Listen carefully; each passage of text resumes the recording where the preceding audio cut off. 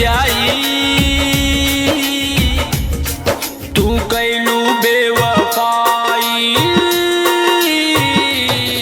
जा जाए हर जाई। तू कैलू बेवफाई जा जाए हर जाई।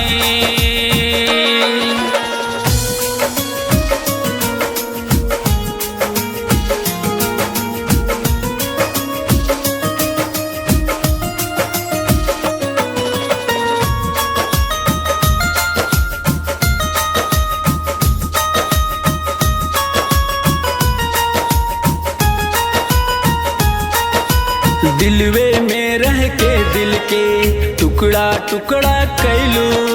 प्यार रहे जब हमसे त गैर के काहे भैलू। बोला ए बेवफा।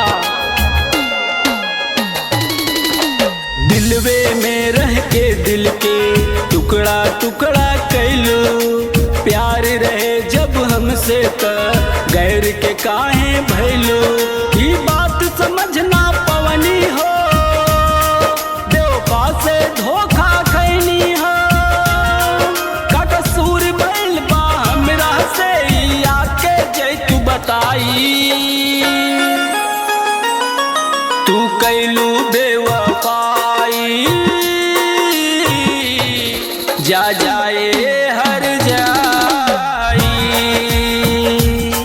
तू कैलू बेवफाई जा जाए हर जाई। नासूर बनल तू दिहलू जवन लगे जखमी जान ले जाई। तू कैलू बेवफाई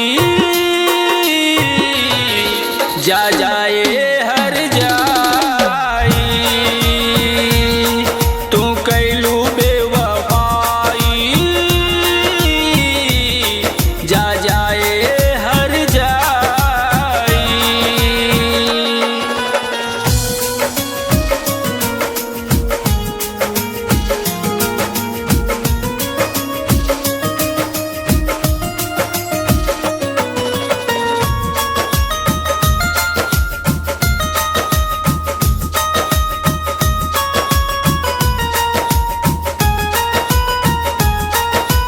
देबू सनम तू धोखा पता रहे ना दिल के।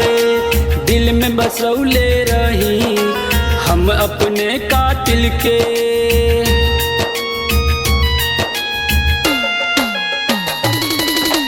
देबू सनम तू धोखा पता रहे ना दिल के। दिल में बसौले रहनी हम अपने कातिल के। ई जौनपुरी राकेश रोवता अब गम के बोझा ढोवता। अब दिल के भरम सब टूट गइल बीज कबो न दिल लगाई।